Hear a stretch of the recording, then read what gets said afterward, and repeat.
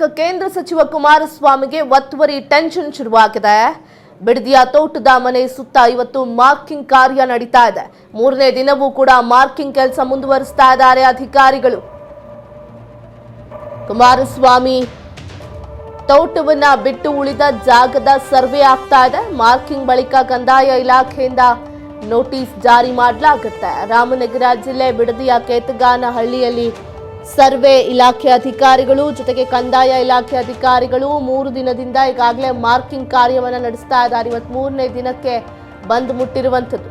14 ಎಕರೆ ತೋಟದ ಮನೆ ಇದೆ, ಜಮೀನಿದೆ ಕುಮಾರಸ್ವಾಮಿ ಅವರಿಗೆ ಬಿಡದಿಯ ಕೇತಗಾನಹಳ್ಳಿಯಲ್ಲಿ.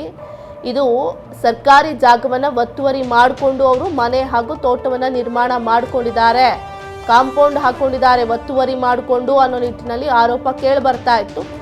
ಈ ಆರೋಪಕ್ಕೆ ಕುಮಾರಸ್ವಾಮಿ ಅವರು ನಾನು ಏನೂ ತಪ್ಪು ಮಾಡಿಲ್ಲ ಅಂತ ಪ್ರತಿಕ್ರಿಯೆ ಕೊಟ್ಟಿದ್ರು. ಆದರೆ ಕೋರ್ಟ್ ಹೇಳಿದೆ ಹೌದು ಒತ್ತುವರಿ ಆಗಿದೆ, ತೆರವು ಕಾರ್ಯಾಚರಣೆ ಮಾಡಿ ಅಂತ. ಹೀಗಾಗಿ ಮಾರ್ಕಿಂಗ್ ಕಾರ್ಯ ಇವತ್ತು ಮೂರನೇ ದಿನ ತಲುಪ್ತಾ ಇದೆ. ಮಾರ್ಕಿಂಗ್ ಮಾಡ್ತಾ ಇರುವಂಥದ್ದು ಎಷ್ಟು ಜಾಗ ಒತ್ತುವರಿ ಆಗಿದೆ ಅದನ್ನು ಸರ್ಕಾರಕ್ಕೆ ವಾಪಸ್ ಕೊಡುವಂಥ ಕೆಲಸ ಆಗಬೇಕಿದೆ. ಸೊ ಹೀಗಾಗಿ ಈಗಾಗಲೇ ಸರ್ವೆ ಇಲಾಖೆ ಅಧಿಕಾರಿಗಳು ಕಂದಾಯ ಇಲಾಖೆ ಅಧಿಕಾರಿಗಳು ಜಾಗಕ್ಕೆ ಬಂದು ಮೂರನೇ ದಿನದ ಮಾರ್ಕಿಂಗ್ ಕಾರ್ಯವನ್ನು ಆರಂಭಿಸ್ತಾ ಇದ್ದಾರೆ.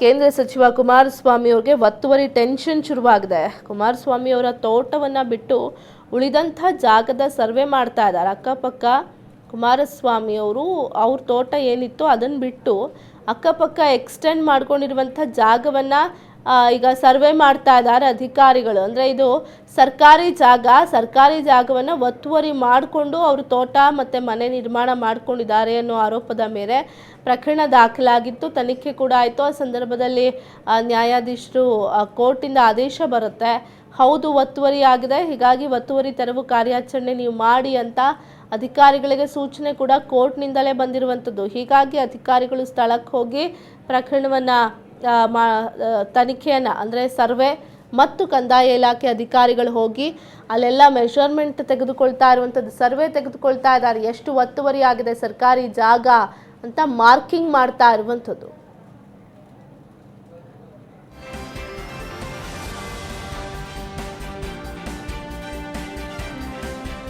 ಕೇಂದ್ರ ಸಚಿವ ಕುಮಾರಸ್ವಾಮಿ ಅವರು ಮೊನ್ನೆ ಮಾಧ್ಯಮ ಕೇಳಿದಂಥ ಸಂದರ್ಭದಲ್ಲಿ ನಾನು ಇದುವರೆಗೂ ಯಾವುದೇ ಸರ್ಕಾರಿ ಜಾಗವನ್ನು ಅಥವಾ ಯಾರಿಗೆ ಸಂಬಂಧಪಟ್ಟಿರೋ ಜಾಗವನ್ನು